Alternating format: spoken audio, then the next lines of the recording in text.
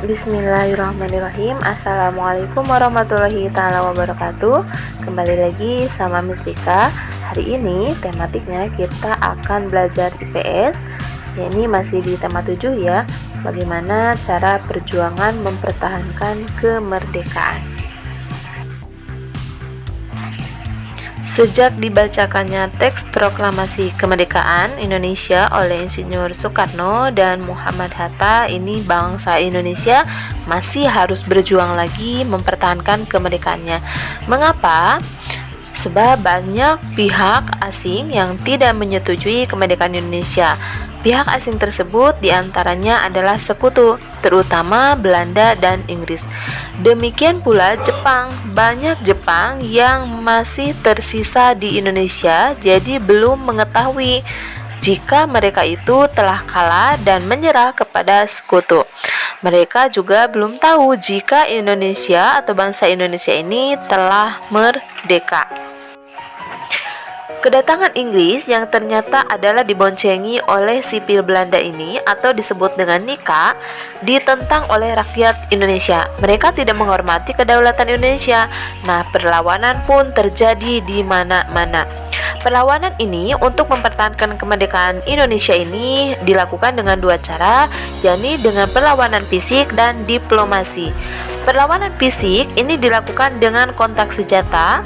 Kalau diplomasi yakni melalui perundingan atau melalui meja-meja perundingan. Di antaranya adalah perundingan Linggarjati. Nah, ini adalah gedung perundingan Linggarjati di mana terjadinya dulu perundingan Linggarjati. Apa yang melatar belakangi terjadinya perundingan Linggarjati? Perundingan Linggarjati ini diadakan pada tanggal 15 November 1946 dan ditandatangani oleh kedua negara, yakni pada tanggal 25 Maret 1947. Jadi perjanjian ini ditandatangani secara sah di Istana Merdeka, yakni di Jakarta. Perundingan ini diadakan di Cirebon, yaitu Jawa Barat. Nah, diwakili oleh Sultan Syahrir dan dari Belanda yaitu Profesor Schermerhorn. Latar belakang terjadinya perjanjian Linggarjati ini disebabkan oleh masuknya Afne yang diboncengi Nika ke Indonesia karena Jepang menetapkan status quo. Jadi hal ini menyebabkan terjadinya konflik di Indonesia dengan Belanda. Nah, masalah ini pemerintah Inggris menjadi penanggung jawab untuk menyelesaikan konflik tersebut. Konflik Indonesia-Belanda ini disebabkan karena gagalnya perundingan yang diadakan di Hoogeveen pada tanggal 14 sampai 15 April 1946. Nah, perundingan ini gagal dilaksanakan karena Indonesia meminta Belanda mengakui kedaulatan atas Jawa, Sumatera, Madura. Namun Belanda ini tidak mengakui Indonesia atas Jawa dan Madura tersebut. Maka hasil perundingan Linggarjati yang cukup alot ini, yakni pada ada 17 pasal yang diantaranya adalah Belanda mengakui secara de facto yakni Republik Indonesia, yakni Jawa, Sumatera, dan Madura. Belanda harus meninggalkan wilayah RI paling lambat tanggal 1 Januari 49. Pihak Belanda dan Indonesia sepakat membentuk Negara Republik Indonesia Serikat atau RIS. Dalam bentuk RIS ini, Indonesia harus bergabung dalam Persemakmuran Indonesia-Belanda dengan Mahkota Negeri Belanda sebagai kepala uni. Ternyata setelah perjanjian Linggarjati disahkan ini, pelaksanaan tidak berjalan dengan mulus. Hal ini dibuktikan dengan pernyataan Van Hoek yang menyatakan Belanda tak lagi terikat dalam perjanjian ini. Nah, pernyataan yang dikemukakan Van Hoek yaitu pada tanggal 20 Juli 47 ini memicu agresi militer Belanda 1 pada tanggal 21 Juli 47. Setelah diusut, pelanggaran perjanjian ini disebabkan antara perbedaan penafsiran antara Indonesia dan Belanda. Lalu apa yang dimaksud dengan agresi militer Belanda? Yakni operasi militer yang dilancarkan oleh Belanda di Jawa dan Sumatera terhadap Republik Indonesia. Nah, atau bisa disebut dengan aksi volisional. Selanjutnya ada perundingan Renville. Nah, perundingan atau perjanjian Renville ini terjadi pada 17 Januari 48. Ini diambil namanya dari tempat perjanjian ditandatangani, yaitu di kapal Amerika Serikat, yaitu Renville yang bersandar di Pelabuhan Jakarta. Apa yang melatar belakangi perjanjian Renville? Perjanjian Renville ini dibuat karena Belanda Indonesia terus bersengketa. Nah, sebelumnya sudah ada perjanjian Linggarjati yang menyepakati wilayah de facto Republik Indonesia Serikat. Amerika mempertemukan Indonesia di kapal perang Renville. Indonesia diwakili oleh Perdana Menteri Amir Syarifuddin. Nah, dari Belanda ini oleh Gubernur Jenderal Van Mock. Isi dari perjanjian Renville ini kemudian menyepakati gencatan senjata dan Belanda mendapatkan tambahan wilayah kekuasaan. Isi dari perjanjian yakni Belanda hanya mengakui daerah Republik Indonesia atas Jawa Tengah, Jogja, sebagian kecil Jawa Barat, dan Sumatera. Semua pasukan RI harus ditarik mundur dari wilayah-wilayah yang diduduki Belanda.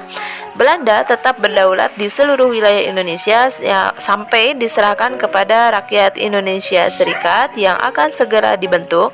Namun, Belanda lagi-lagi mengingkari isi perjanjian Renville dan melakukan agresi militer 2, yakni pada tanggal 19 Desember 1949. Dampak perjanjian Renville yang merugikan ini wilayah Indonesia semakin sedikit. Belanda menguasai wilayah penghasil pangan dan sumber daya alam. Nah, selain itu wilayah Indonesia terkukung wilayah yang dikuasai Belanda. Belanda mencegah masuknya pangan, sandang, dan senjata ke wilayah Indonesia. Indonesia mengalami blokade ekonomi yang diterapkan Belanda. Ada Malik dalam bukunya Mengabdi Republik, yaitu angkatan 45 pada tahun 78, menilai bagi Indonesia perjanjian Renville jauh lebih buruk dan merugikan. Efek yang paling dirasakan Indonesia adalah keharusan tentara pindah dari wilayah yang mereka kuasai sebelumnya. Ribuan tentara dari divisi Siliwangi di Jawa Barat berbondong-bondong pindah ke Jawa Tengah akibat dari perjanjian Renville ini. Divisi ini dijuluki pasukan hijrah oleh rakyat Yogyakarta yang menyambut kedatangan mereka.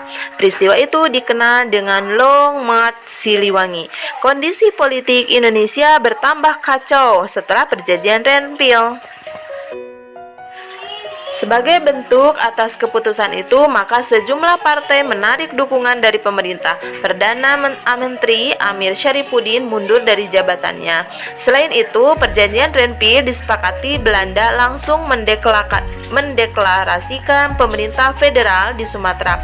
Padahal sebagian Sumatera adalah wilayah Indonesia. Pada akhirnya, Belanda yang sudah diuntungkan dengan perjanjian Renville ini malah mengingkari perjanjian ini. Pada 18 Desember 48, pukul 6, pesawat DC-3 Dakota milik Belanda menerjunkan pasukan dari udara menuju ibu kota Indonesia di Jogja. Serangan Belanda di ibu kota Indonesia sebagai agresi militer Belanda kedua.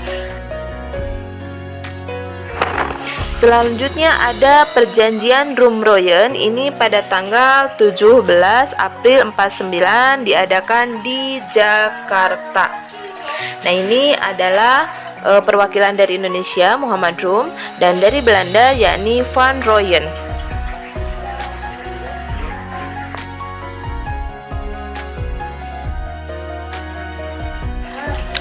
Pada tanggal 1 Desember 48, Belanda secara sepihak tidak lagi terikat dengan perjanjian Renville. Buntutnya, tanggal 19 Desember, Belanda menyerang Indonesia, yakni di Yogyakarta, tepatnya dikenal dengan peristiwa agresi militer Belanda kedua.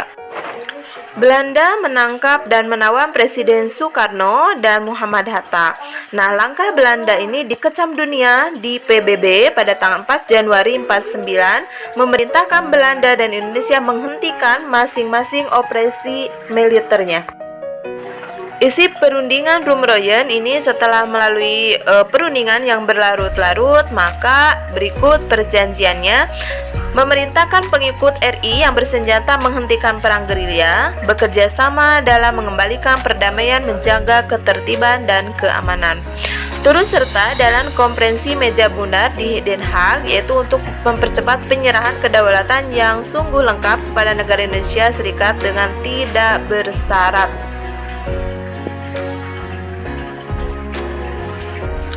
Perjanjian Rumroyen ini untuk Belanda, yakni Belanda menyetujui kembalinya pemerintahan RI ke Jogja, menjamin penghentian gerakan militer dengan membahas semua tahanan politik, dan tidak akan mendirikan atau mengakui negara yang ada di daerah yang dikuasai Republik Indonesia. Menyetujui adanya RI sebagai bagian dari negara Indonesia Serikat dan berusaha dengan sungguh-sungguh supaya KMB atau Konferensi Meja Bundar ini segera diadakan sesudah pemerintahan RI kembali. Tindak lanjut dari perjanjian Rumroyen adalah diselenggarakannya Konferensi Meja Bundar atau KMB ini di Den Haag di Belanda pada tanggal 23 Agustus sampai 2 November 49. Delegasi Belanda dipimpin oleh Van Maartseven, dari delegasi BVO atau Badan Musyawarah Negara-Negara Federal dipimpin oleh Sultan Hamid II.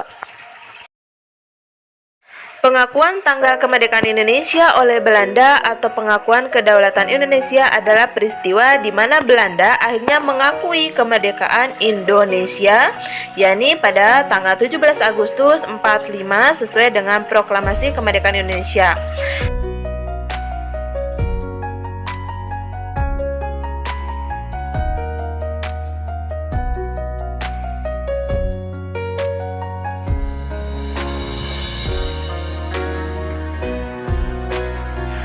Diadakannya KMB juga menjadi salah satu kesepakatan perjanjian Rumroyen.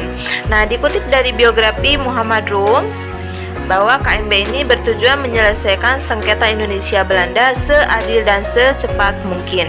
Para pihak yang turut serta dalam KMB mengupayakan agar KMB dimulai pada tanggal 1 Agustus 49. Perundingan antara Indonesia dan Majelis Permusyawaratan Federal digelar pada Maret 49 di Bangka dalam rangka mempersiapkan KMB di Den Haag. RI dan BVO mengadakan perundingan untuk menyetian pendapat. Perundingan ini dikenal dengan Perundingan Inter-Indonesia. Nah, hasilnya Indonesia dan BVO sepakat mendirikan Republik Indonesia Serikat atau RIS. Sesudah berhasil menyelesaikan masalahnya sendiri lewat Konferensi Inter-Indonesia, Indonesia siap menghadapi KMB. Setelah melalui pembahasan yang berlarut-larut pada tanggal 2 November 49, maka tercapailah persetujuan KMB, yakni Belanda menyerahkan kedaulatan kepada Republik Indonesia Serikat pada akhir Desember 1949. Akan dibentuk Uni Indonesia Belanda. Dalam uni itu, Indonesia dan Belanda bekerja sama. Kedudukan Indonesia dan Belanda ini sederajat. Indonesia akan mengembalikan semua milik Belanda dan membayar utang-utang Hindia Belanda sebelum tahun 1949. Penandatanganan naskah penyerahan kedaulatan berlangsung di dua kota, yakni Amsterdam dan Jakarta.